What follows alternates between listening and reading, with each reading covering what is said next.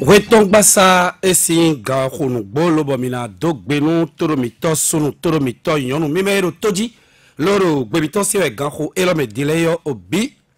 mora kwaji don Gislin agbangba no bimito dosu akolo se martial yo mino domal ndo ogbenu do koropo mitole mima fo ganji a klon zangba mima de oloro dudu ya ga khu lobo ga ka khu do koropo mitole yo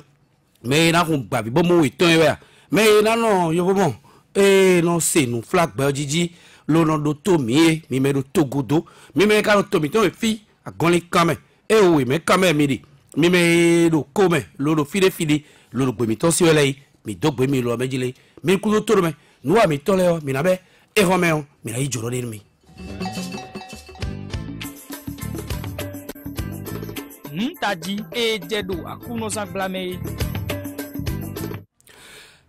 no taji ejera close on gba mele yo eju mi na ya gba won o mi abi omo jino to mi to lo mejere eni pla mi lo bono mi na yi jono do ponu mi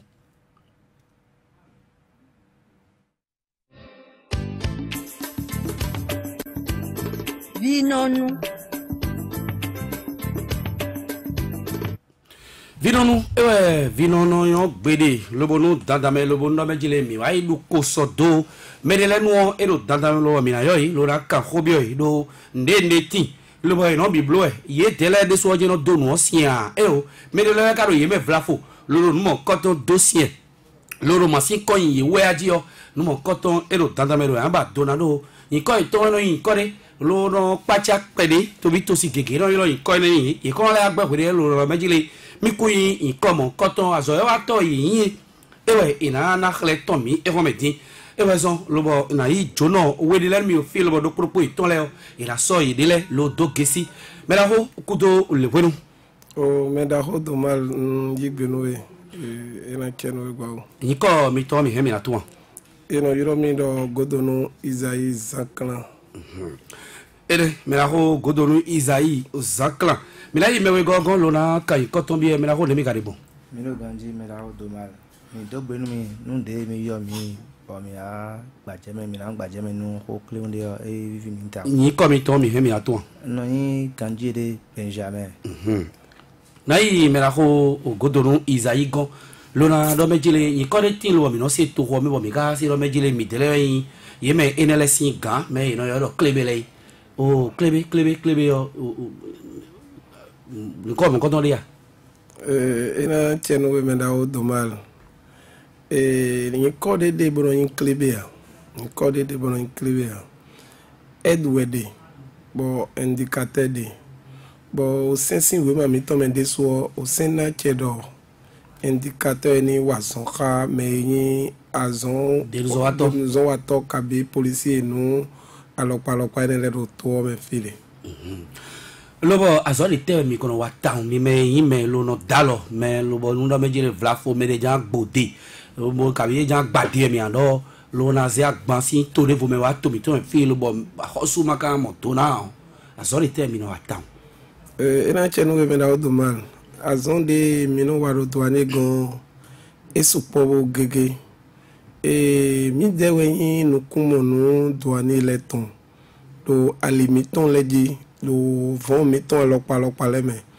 do fi nu glo alopa boru benesia ikungbanjo mi dewe no yin nu kumo nu yeton alopa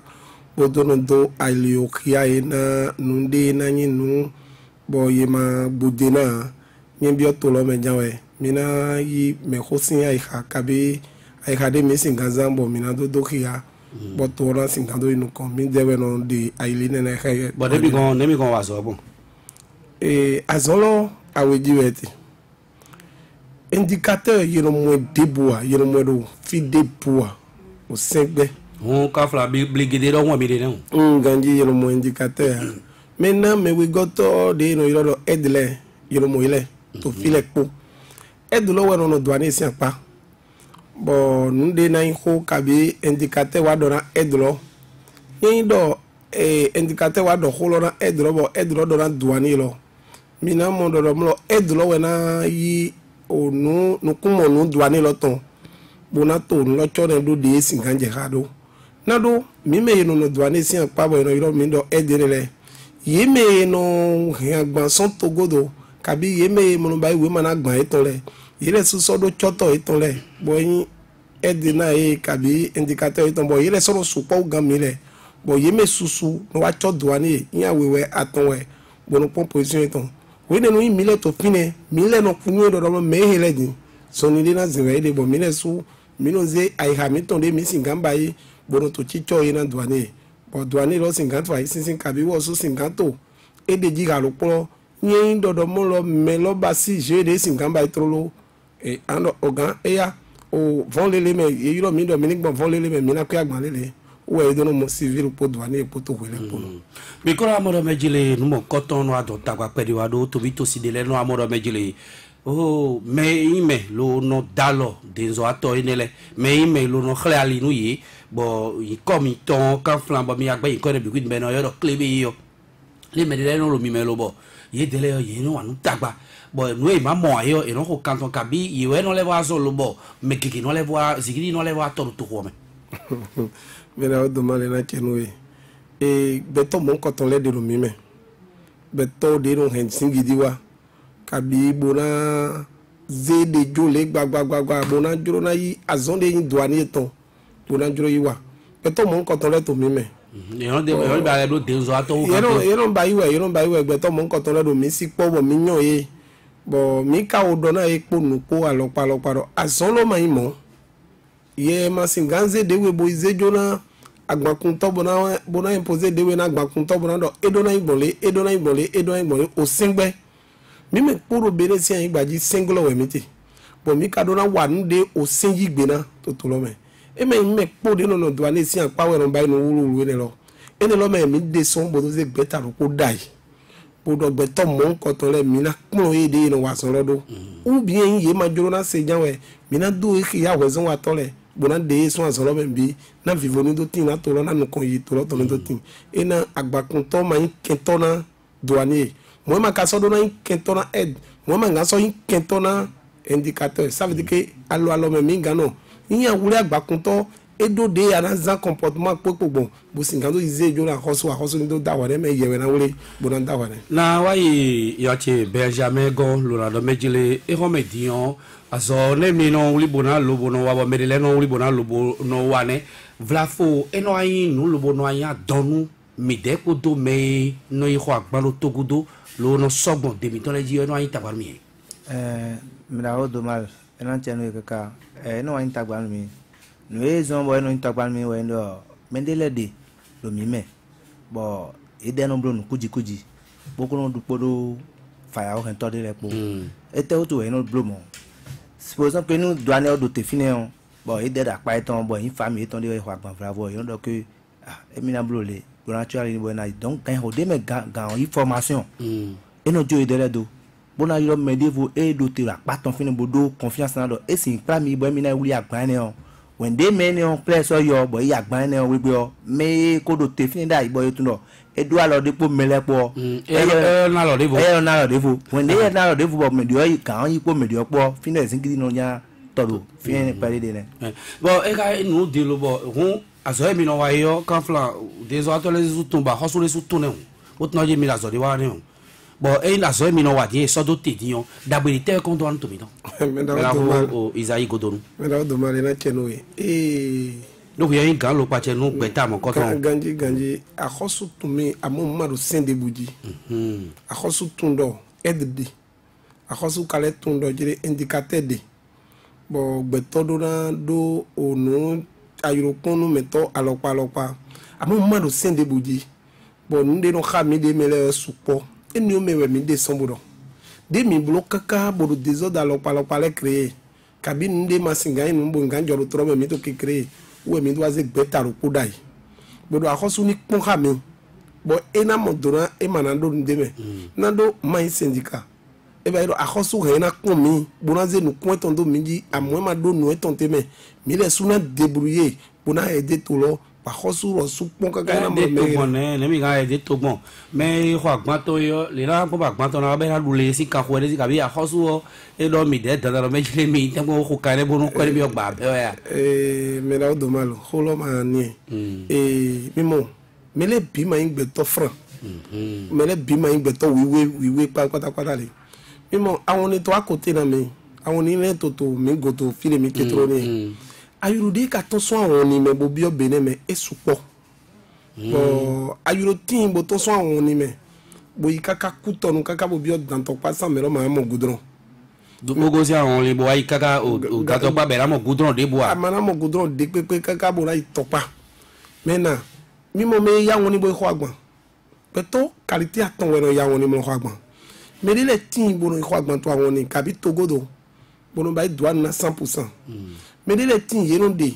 agbon lo pedepo bo no ba douane na pede me le tin ye mo to no ba pari bo ye le no yigbe na do no inde na jo lo ni jo emi le na bi agbon mi ton bi o ku tonu pa chepo bo me ni le kandi me ir ja ku tonu lo bi ogbe ye no yi zoni de ngado do nte ko to lo po le bi halu po e ba no nukun ye to no to aga bo ye mo gbe nu de na jo to ga ene me bo ye mo vonde me ye na gbon gija bo enu to alo fire go si àwọn olè mo gbon gudron ji aka bo na to pa jale eni lo mi demi ka nukun bolo do e bo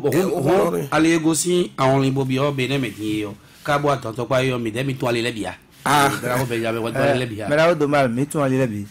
no ale do kala kedin bo yin mo kun je bo nu ye jetero Nigeria station de timbo yo station corner nu ye jetere fin agbon le je fin no ira gbon sun kam kakaka mo la to pa sana mo ido nku an kan ne me o edo gan me no gbon ale ne le de kawe me sa me kan we ganton mo do la jo do nu amo kekede do nu kon ye o àwọn tún lọ pé alichoto le me we no do kekede mo do ya mo do me lo le nde jawi kan ne me o nu ayin duane bo element de e de hodo yo etun asoto ganji yo edurado edura choke keke tinta ni konton le yo edura jo ni odo we go edura jodo atongo ena mo moto na son zie kaka bona jalo to me kan ne me o ewe gano mi you know de mele ton de ni ga ga bi o bi yo o mi de so ya so polo je waji aga bi iro mi de kan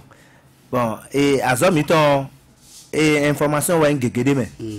do mi do me do Nigeria fi ron kwa agbande yo wa yo tun do me lo agbande kho bozi wa pe ngbe yo dede boy na blow we mana dede boy na gon we mama blow na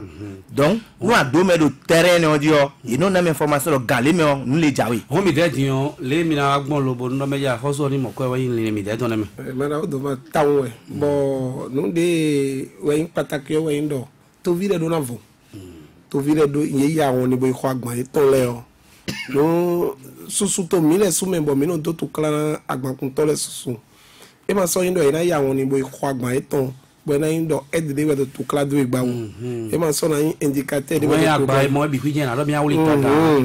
i blow we man wa gban to ebo ed de ma singante do go we ne i blow we man wa gban to ebo indicator de man ga yoro duani bo na wuli ne e ba do mi na do alo to lo bo a check pi pa de friend na mo ko lo bo do wa son do to lo go bale te ba yon le do de mi do yon no beta lo mi me yon le sin ho de ado ne o yon do be o me ba di ga yon to yon lo na cho me yon lo na nali lo na wa nu lo ya côté de ayi fine on côté vive o we ayi mi do alegito mi na le ado po monto de mi no ko occasion to ne le o et des valeurs tombe no wa maintenant douane de les affectations ni bo wa po me o bo wa boy me de ko moto ton et lo ena payé près de 2 millions no douane bon me lo kay payé 500,000 abi 1 million moto yi dépôt me et no ko lo mo yi fine bon me le payé quoi de masinga payé ya de douane do wa trop lo in we ma te info me na mo lo me ne le ile ko no do ko me fine boy de we no po we ma lo yin te o info trop ja lo to me no to mo no do douane ga ko gan na do yo we gan wa we pe na do mo no kun je no me do na yi gbe na me ko yin o beto tata bo fine le we na do azon he e be do nyon de mi mo ne le ye me no bureau me ko douane ko le we bo ka tun système ordinateur ton alopa bo tun no yin fo ne le ye de zuzo yin nu kun mo je numero ko na douane bo ka mi pa wa so khami ganji bo yin akon bureau da ho le me ay direction de la douane de me gegero fine bo ko su tun ye ya on le lo kwa mi ti yo nu e so gbeta mi ton mi me no dalo denzo atole mi me no nakhle mi no nali ele yo e so mi do tio beta mi ton yo bo to vito si leo ira tura meje beta miton edo we mato lebi ganji edo we male bin ti we de ya bo mi do fi bonado jehun do mi de leji e maso yo mi do klebe de o yo nde maka timbo en klebe we no yin me no frontiere bo ajan ya won ni o bo ma do we ma kabi ya won ni bo iko agbonde bo ye je su ko kun ro me hedin system de si o ma yo ha ye je na klo ye no we bonado mi na dasa alinwe bo ye je do na wa dam do we even ne lewe no joro we ne ndayi but don't you know me do klebe sinon me de man klebe mi no amo ba mi do ko zan ni mo gbon pa pedi e ba ndo mejile medile no lo mi me lo bo mi do mi de yo afi no mejile ko de nu wa iro fi o kan yo to gege yo kan bon radio gegeji lo do mejile nu e wa mi de yo de bu ku so yo lo e no so meme aso e ne le wa to de le o lo bo pe to no ai matin to do e no yame o ka lo no yame bo su ka me bi ka lo bo no bo me no do honu o de zo ato kaka bo no zo nu honu ka fa klebe no le kaka lo so moto ton so i dota no me ma dota no ko mo ko to no je na teno me la do mal mi mo me no kun fa ya obo mi do ene le o tanu wa to le kedewe me manga ka soro danu wa to adane je do ide su bo e jaleji bo we nenu ni mi je si alode kabi indicateur le na mi alode bo mi plan douane bo me lo pon do problème de do ko gbe wo eno yigbe na do ni na je o lo ni je bo douane de sunu do imaze mi wa le oji emi de ni do pon nu le ni do ro yi wero mo nu to ni do inu kon wezo de zemi wa fine douane de sunu décider bi no do eya mi ni yi maintenant mi de kaduna ko do e forcer e mi ze je fasin kam fi de o ali gegero je fasin kam mo douane ton son manaville bo wa fi de bo ma tourner mi de je na ze e we mi do mo incident de le ba rondo klebe we blo mi no klebe ya you know ed we blo e ko ete kam mi de dimbo mi na do nte kaka bo betona ku de me no de kai no ne le bro jo no o tan we bro wa nu beto e so mi de su me bo ye me no kun fa ole no klipo nu mi kaka iro zin podo gbeto kaka bo na ku bi bo yin dobre mo gbe na ze we do kaka bo na ido me se ke we le bi we do sansu do po me yin do azedwa ne bo amado vigilant bo amanyi gbeto de bo ado bibia fa kun to na wo to ro di bon eglo yin douane lo so we agban bo e ma to vigilant fa kun to na itu la si ton de tro di bo na do nte pe ko bo na we le to gege do mi me boko kudo azon sintame douane gege kade boko kudo azon sintame e ma kanando yin mo awezo mi ze gbetara yi we nu mi bi o to re me o to vito to ni na wazo he douane ro fine bona tundo i don te ro fi obo e kan hobi o e na do vérité na do mi na do alo te mi su quoi mi support town mi me bi o mi na yo mo 4800 mo to be ni akin maji 4800 beto lo gbogbo 4800 lo bere sa ku maji ai lo do mi de yo aso tite ngbe be era do mal mi kare u e mi de wa mi de u zale di on mi na hon kanu o toro mi tole lo bo ina kenu perido o gbe mi to me hote mo e mi kado gbe won te mo mi kado lo na yin do toji nde mi na do nu toro mi tole we ndo ye me ku ye ni do suru mi ma wa bona do goto igudo mi ma wa bo karando créer problème me de kwekwe mi juro na jira to do ha me ru fine we na do edo mi ni dio ni akakun de edo no to le blow edo ayi gbeto adona dio bona dio wa devo ni to na inu kan gbeto de su eno dio wa we po to ni do inu kan na gbon fi bodo nu agbechi de pe po bodo yiro ide de klebe yo na do edo ye me bo ero di do edo jere o we ma de te we ma ni akosu de zunya e kaka bo e ma se ewe mi je na imo we ma da kosu dimbo na anya e aji jero pre na ndi na jole bi na do nu ye po ndo jere imere ya wo abi ohun me o ina mo de ro won me ele bedele timbo boro mi me ya medele timbo ye je do taun do akosu ni emi bo ma mo niyan bo mi de klebe we mi ye mi de ma gbere ma klebe bo ye yi gbe do mo le ye ni yo emi do klebe bo ye de gbe kuru mi wa lo pa do ti we din tro din mi ka tun ye me bi kwi in do cadre de service mi tonton ni mi na me do azon wa wele bi normalement bon me le binado mais ma wa do bono yo de do klebe yo mi de suna lezu bono zo wa to mi abozu klebe re bona chincha ejo no me we do zo wa to le bo ina da wa klebe yo to no ye ti to mo nko to do ayi me mi na yi toro mi tole si ho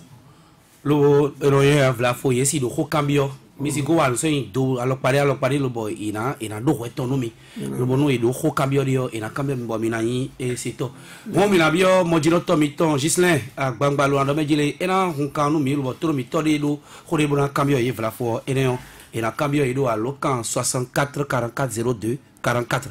66 75 72 72 Toro mi to nous connaissons wa kanu mi do doni Allô? Tout mi to de vous n'allez pas quand nous bon mi do nous mais quand nous 64 44 02 44 66 75 72 72 do nous tout mi to et quand nous Allô? Mi quoi bon? Ami Tiramino. Mi o ganji? Yeno Iramido en Fokwe Rome bon mo quand ils sont à Papa Yena au 2e arrondissement. Mi no tout mi. Ina tela we amo jo li ay do prende dans do ya joro ile en ko mo di ute. Nugo we jono ene ri ay do agba pisa jono ene le e yino wa do ani le bondai ni noe amo dine ka ze ganda lo mela godonu izai nugo we de godonu izai ino wa do ani le go mi noe o anyway po do ze godonu izai e me ka prebi to avene me Mi do khole bla cambio mi cambio. E ko kanda tenye do kanda mi no mora agbale anti o yino ko to jiwai to flelo no yino basi gwandi o cambio tijane E boy zali. Mi la lei toro mi to o devo. Nyese ko de do ye ko me ye do. Ise no ni no ho de do nu me bi do de ko. De kun na be. Do lu toro mi to devo wa kanu e mene o e ti o. Do lu toro mi to devo wa kanu e. Domal No fi me jiwe. Kiki janvier iro yendo O mi no toro mi. Bien cambio jo mi don ero ku Nye en tout cas je me dis flele nyu da iro iro klebe ika gbe ma so iro klebe ile ma klebe bien cambio iro ku de to gando be holo di fi yo ado ne me zonwo polo so ali le je mo e abi ete ko je biyane Mere vo na wa kanu ba mi la lei joro to do numero kanu e. De kun na bele bende o el comando. Alo me da automat Me chega di. Benjamin Bossade son go me da automat No vi. don do jelo mi tonde mi ni do fere me da automat No vi. min do ho nubura mi le min do to de ko do sengi wa mi te ni mo mele do ko me fere ni do ho ku ma do ho ku ka bo so so me ila chon alo de gi boise sen do filere ni do to de ko do sen ran yi sen bongo ni to me wa mi te me de ho do fere ni ye so so me fere ila chon alo de gi Ne gba do bon. ma zo e de do mo ni mi ze policier do krebe lai na le ka ho ko bi ho iro aide bodo indicateur ni pon gbe me pon gambari be pon bariba ma nyo gbede me e do moto be Alors do meto po do alikhle meto po ero mo. Donc comme il m'a le français bedo il est do gbe bodé aide bodé donc aide lo indicateur au néo donc do do klebe we ro E be wa mi do khobi to mbo cambio. bon il lo to gaji me me il a talo di parce que menele ye no susu bio ne pomme ye me susu bio ne pomme am town parce que il me ze policier egbeni là il sore wa il a policier do klebe ma mais egbeni policier ma do ne gendarme do là gendarme do egbe mais il est ni modo il est gbe to aton wa fulu douane le po nigbo ni ju akolo he na yi douane do god douane bo douane wa terrain le gibo yin douane yo douane ko de fe na do ali he ma maman donc yi douane ko he ina do ali he douane yo ma ni pon de policier yo igbo mo policier yo wa terrain gi no policier yin na do ali he ko de fe donc yi mi na ko to sen we men le wo yi ma yin gbe to le bo ate wa kaka wa do ko do Yo ga chenu e. Ye ma do we ma mi si ye fia. Ena chenu e bo izale do nu toro mi to de vo wa kanu e.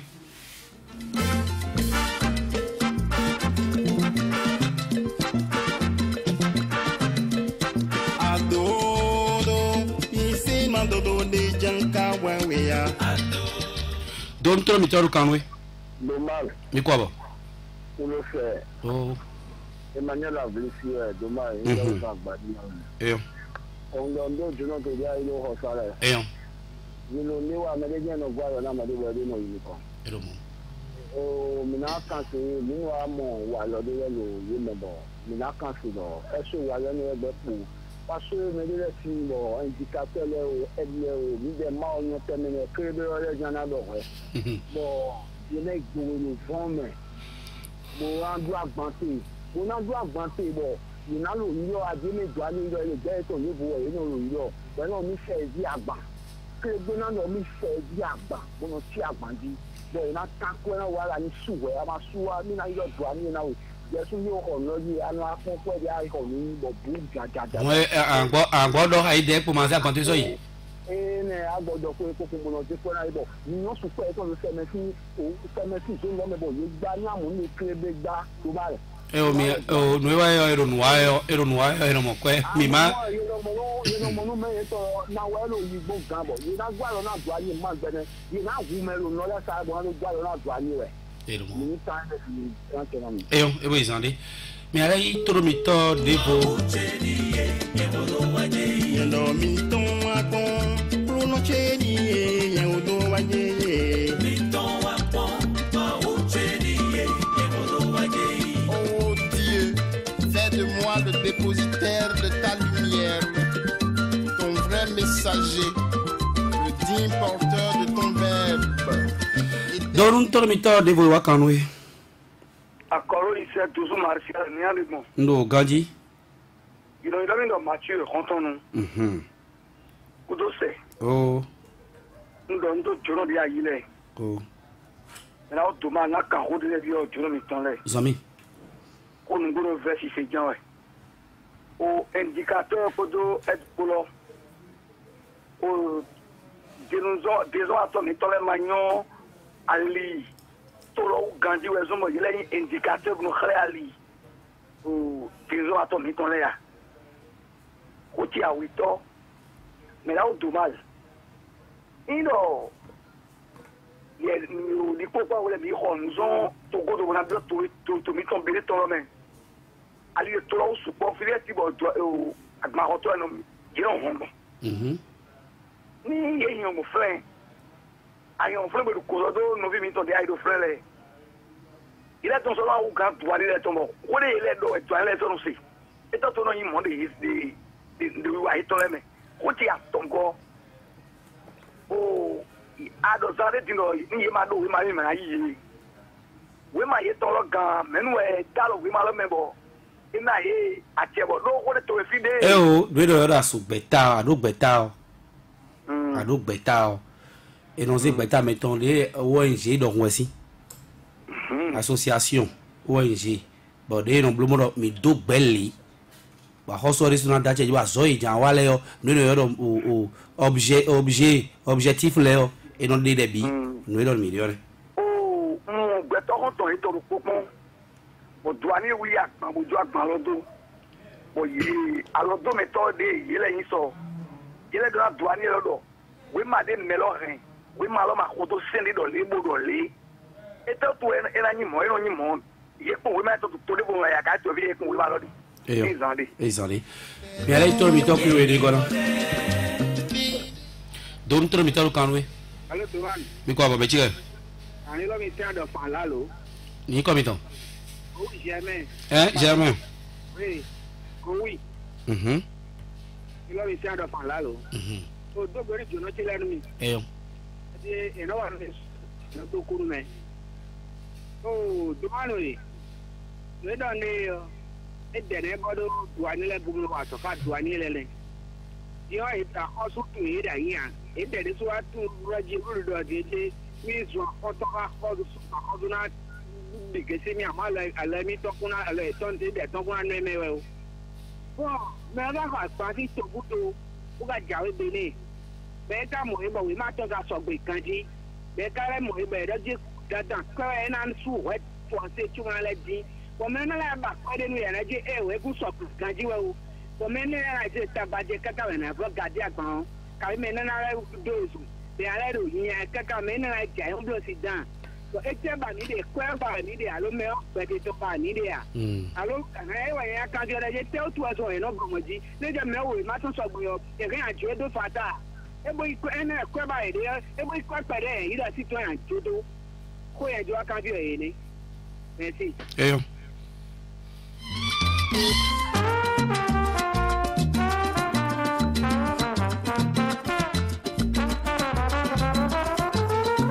Yesi ko de do je ko me yido pastor le ni no de do nu me bi do de o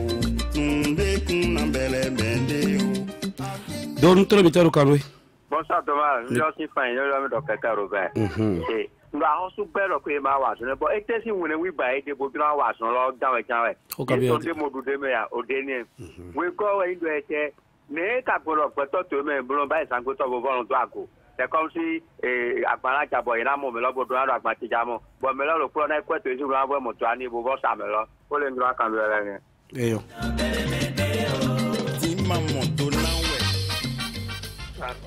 bi kwa bo c'est dommage monsieur yo lo tengo a vie adoration be a Simon c'est nous à vie c'est nous à vie digo yo me son bo chate o Thomas ovi yo ni a hosu bi son da gbere fe o menere do wa si le diwe parce que ni mo nu wa te ton ni ma pa ya wa mo to ali ki pere tu ni na mo nu wa lo to e ko si na bla una we ire so no ni na wonga media ho do una bon et nous traiter mais diabo ba ko to we for nous traiter mon animaux non Thomas ni na bia ho do friend ini me no ni ti ini a ho bi bo do ani na do ani re eyo ini bo no ali na ho ni ko eyo mi alei todo mito o devo vlafo bono toro mito devo ro todio ereon mina itoro mito dopo bona kota lo ko je lo bo mina na ho mi lo bo ho kamete bete bele mina na sikoto yi no bo to we dan hanyo don toro mito gugu to mi ayi ho me allo mi kwa bo ni kudo gbada o yi ko mi to you know yen do kun su Justin agbaje ma jami so agongo hode yen na do ho lo godi e we ndo ete ma hode do ete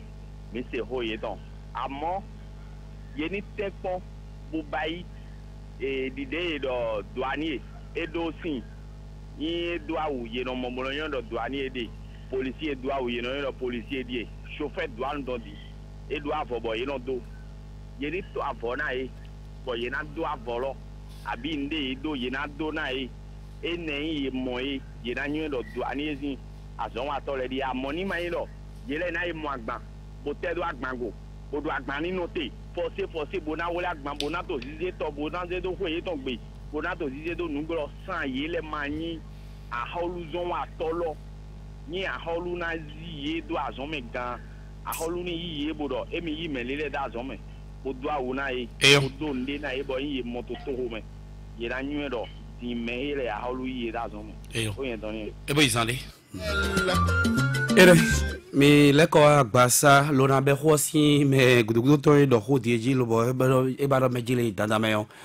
ero dandame lo ba hoso do na tumi alopade bo era zia o de mi be to meje melele di ne mi kale mo do ho ne ho e me la ho wesu do me la do mal a hoso ma singanzi a ude do konomi nando mi ma prêter serment de douane de prêter azomi ton nous glossions azon e hode yeti meledi alokpa bo edo enele biwe no jo egbome ye ba enele bi no jo zande di ma so amu na jo bene ba ye ma te so singan pe ba nando mejuro na do yin ko na midele bona ze nu do midele go amo ma nya wo bo ina do do mi fo tito mi ton lepo bo me edu kodo douanier bo douanier wala gban e ma te do un mo bo zinga kende be ho ito wa yindo douanier do ze keke bo kodo me na ze keke bo kodo douanier po e yo demare moto e bo kodo me na ze moto lo bo kodo douanier amo wa ma do ache bo nganje fere do mlo ngwewe mbloke we ka yin bo dezo atole ide no to ali le dada we agabi ye de su babu na to ali yo ya o mamodo me lo poso no fini de mo do hode e do mlo anaya won ni bo ko agban to e bo alide bo ino gbon kaka wa koto no sai mamwale ai ko agban bo se lo kado ani blo we mana bo agbon sun kame o den tolo Ize do goudronji e ye makamonu ero jijowaro zunkawome e makamonu ero jijowaro gudo e lo mo rena izuka mesi kabi rena sebe e na wazunkawome sin e we ndo e doro imo e edro do zunkame akamo edro zunkame edma do achebo singa do ko honawe duane lo sumo do ko honawe bo e me edma ngado ko honawe medele kono do be e ka do no je medele ndo de miti to tatara iwe ma nyo selone ma kodo no e selo done bo yino do edi ikweto mesi o sendi ma do edi ni ikwedo mesi to ayoji o sendi ma ga so do duane ni ikwedo mesi yini ize kwero do akhosu gba me ni di ete o tun yana jairoji dimbo na do bon e ya onwerewe ze kwele na mi eten zon we ma zon ne gbegbe bo dabo ite kon tini menu midele bon fi de holo te die yan e de duane bo iwule agban bo be agban lo le ipa me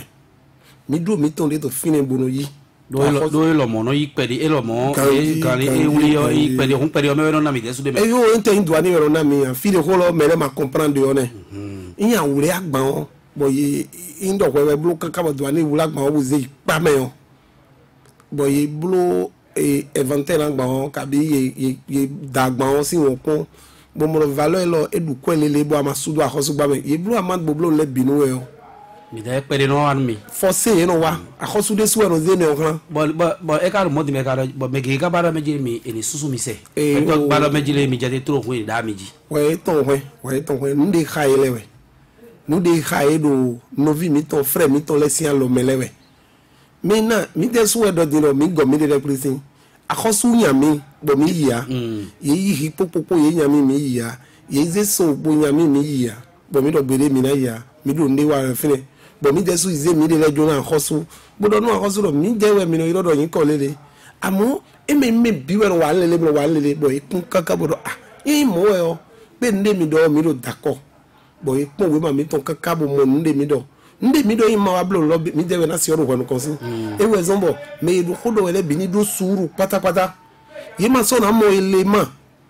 e na wure agban ta le jibo na do ko ho iye mo element de bo e wure to ale jibo do mi ze kwa eni ke do te i commissariat de do fune ni zedai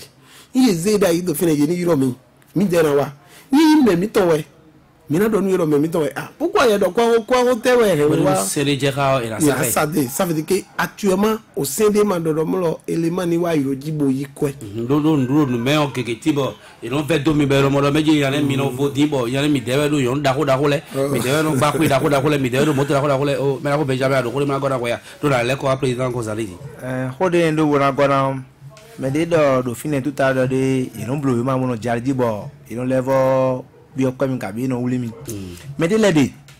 bo nu ye han agba fen wa do an diyan e ko do dislo aliji bo when de blow ma e to yo quittance yo e jardi yo e si créer des ordres bo do moto do pan kan we no mi o e no level charger agba ji e ne ka déclarer fin ne déclarer mi de mi ga fine moment when de amo mi de mi on dam no mi no dam no me e ya mo ayi donc mi on dam no kezi mi no dam no e ya mo when de we mo ko ton adoblige plan da gando quittance lo de zewa nu yo nipon ne bi de déclarer o bo contrôle moto me we ne no ya do ke wie don douane don wi ketikete donc e il faut mi de ton donc ide susi ni no me de no blue ma gbon e we hen le bi wa belele mo do mejile le mi wa lo mi de mi no zan yo le ino level sien bon yin la gbero gan e denzo ato le blue la le ji be ti lo je mi dele mi le rozu denzo ato gan bo mi dele o ti lo je wa mo mi ale ji o le mi no da wa gbon yo ino si ro gan denzo ato le ton o me la ko godoriza yi me la do mal ye ma dati ba eru mi me boro mo bo ne mi de mi ga agbon ti ka bo na de do mi de su po bo mi do yi go si fi ka bo gbon totally gbon fi bi yesi ne mi ga agbon ti mo la de me lele lo bo e ka de yo ye makasana yi me bo boda yi khegba do khenu mi so d'accord mais mon dia check par définition les directions de la douane définition et douane na bi de tinto to lo me yenyo ma bo ka yo no melele to filele nous mon coton mi le sous zedai e atero shikandu bo do ndete to egbe bo ye wulewe bo ade kato to bo présenter fili ate do shikandu ka bi ko de gba no shikandu mi de mi na yo ça veut dire que mi duro na zeti to do ko même école voting bo mais yi élément bo douane si pa enayi bo na ikuno de ehena wa son logbon ma do tout à l'heure dino mo aide ma dona indicateur ma do anje ba do dada be je kunde ma de ndo chuno waso ne ha be wote kon loyon meme kon loyon ali chleme ka ma zore e me mo ma vo ja igbe na do mo dimba normalement aide de mi do ene lo to ayiroji pataki me de na yin aide to ayiroji do na do permis forcé e do ando kun de we ma ça veut dire do teo aha ye ko douane po maison bo yin moto ye we na ku moto lo aide lo na ku moto lo o douane lo na ta para we de mi ka bo iwule moto lo i douane lo ma bi o moto lo me bodo kodo me sin agba iwule lo do leko wa bo chauffeur na do ba ta sinsin douane lo na go moto etonze ona do ze moto e bozi wa me ou bien ye na ze douane lo sin moto o douane lo na ze moto de iwule lo bo mi na do ipa me amo mi no mo mere le wele le ntin ou mi do mo sin na le le joni bo yin kodo douane bo nje fi lopo douane la wule moto lo be na do bo ze moto lo wa mi bo me ganze ze kakalo wa mi bo me ganze do yon moto kun normalement mi aide bona wa zon ke douane da iroji e do na do permis forcé asabi ton wa we no vla fo si we ne ndion mi me de kako hokande bo nwen nu bo ma do ra bioto me a bo yin nu lo bo bioto me ke na gbato mo vla fo mi ko da lo de jipon me da do mal o kabi no do ene tata mi de si do ene mi no blue mi blue gege mi ka si do ase mana mi chene indicateur le wa ke nu pere me le lo khodo toji mi me na bi ka to fin bo yon to lin di bo kan fla me mi to bo be ni ra mi me di bo na je toji lo bo mo na je khabu do ji yo nyemero fidi to fin we mi ganji de Benjamin de fin di to fin we me mi to le je no kun do ani gbo toji na do douane so do ache bo na gbo toji ga me mi to le je no gbo toji bo nu de no gbo toji le po mi so me o do ra yon to nu wa ganji nu wa ganji bo ado ache bo na plan douane toji na do de mi je to lo cheche fide na gbo do wa geji ndo ye je na do ki bon azolo mina mo ihana to me do popo de do ko me gble ko le bini do suru yena mo ro kaka so aton ngedi ena dio Benjamin ado ko ma gora hode ndo bona gora we ndo me do ho le bisese yo o jo ho we do me ka je me ro ido na dalo mi ji ka me ro na se mi bi ama igbe na ho bibile a na an bro bona dio aduna igbe boy na do ho hu su gbetoji chogbo an do didio me donc ndị enya bia ekpo ege yeno jifi bo no chiti hanwa pele je mi adu kaka na chicken le bisese bo de ba e meto vile bagbon e na yin gbomo bona bo yin gbomo nu a che pipa alesu de ze mi do fine o ko de ndo bona do kodupo e karo mi po de zo atole po me bo kaka lo bo yare to be fije mi le lo be do mejile ikuso ja mo mi de o me ro ko cambio sande dino meji vla fo nu e mi do nunu melo bo khoineo e wa vivonwa me na do mal den do atole ye me yin douane ganda o dawole ye nyu mi bo mi nyo ye mi makado mi mande po ze mini ede bo to lo ni do inu Congo de ye do mi ti den zo wa to de pepe manu nu glo file bo financer mi po bo do vie hele mi bayi we ma mi to mi gbe po ma do wa fine nye de no yoro godo no zankan Isaí lo we de ni le loton bodo de mi to yi do he mi ma to sende kekeji e ka je no conseil he na le kora mi e we mi do ze gbeta ro dai le ko mi re ko de bi la fo de mi ka ze gbeta ro dai we ma lo ton o e DG PM do do mo le manamo me de pepe po douane po na waso mi le ko wa godo wa mais mi do règlement bodo statut de mi ka déposer dossier mi to au ministère de l'Intérieur mayo ministre mayo gande pepe to kwero gwe ma ido gbo mede pepe ji mayo mede de ye fuye we ma mi ton kaka o pon la so de wa gbo mi jale o ye mondo no he de mi do e he na he to inuko o po do étudier bodo do ki ya ministre de l'Intérieur bo signé o de ma kami mi le ni do din akodo akosugba me juro na e de to lopo we wa ko na ya akosugba ni ma do a che de mo ngangla gbo mo na do mi de dalo akwe pere no wan mi do mere no wan to de ya me gouvernement lo suwe no zene gramo to si no wa lo ba wan ma di do alo eno wa mi de su mondo pede de ye no zehna mi ne le e ko do vi po asi po hena mi ma ka so do de vo bora ba ma ka so juro na heso ma ka fo juro na wume mi juro do mo lo mi ne sunu do inu ko pede do to lo mezo mi ze mi de do gbeta me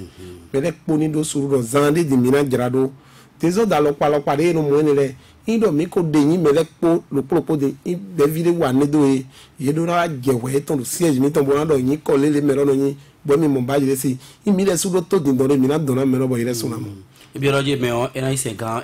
ganji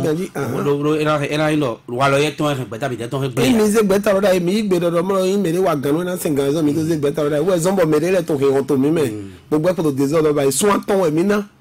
bo me ro po ni do di yo wa eto me ro po ndo ado in ko eto we ma su an ton go do ire so na mo ro mi wa vivon lo wa me lo bo ndo be je me ro po na yi ho lo na phone wa o be jamais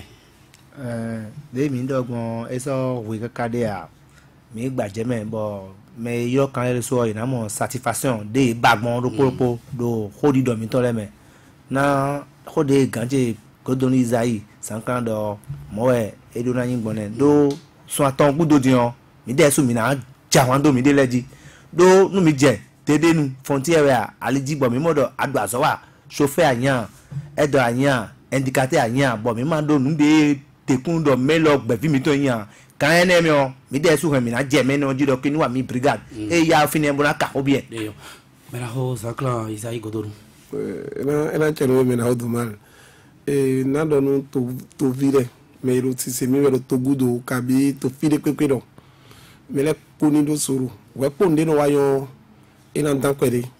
ni ka gbon fi bo bi o we so ke me po do me de ko wa nyina do de do kabi me de ko wa no lo pa le do to gane wa joro ni bi onu bi bo mi ko dio zande mi o do so antongudo ye de so na mo nu bi na dio bo na no se huji eyo merci beaucoup meje toro mi to sunu meje toro mi to yonu e vorejio e non voresa apa ne huyo mi wa vivonne Gislin agbangba e wa no moda hoji don no bi mi ton dosu akolo ise martial yo mi no dobal ndo gber mi lo bonu meje mi e ho meton sa ho mo e d'abord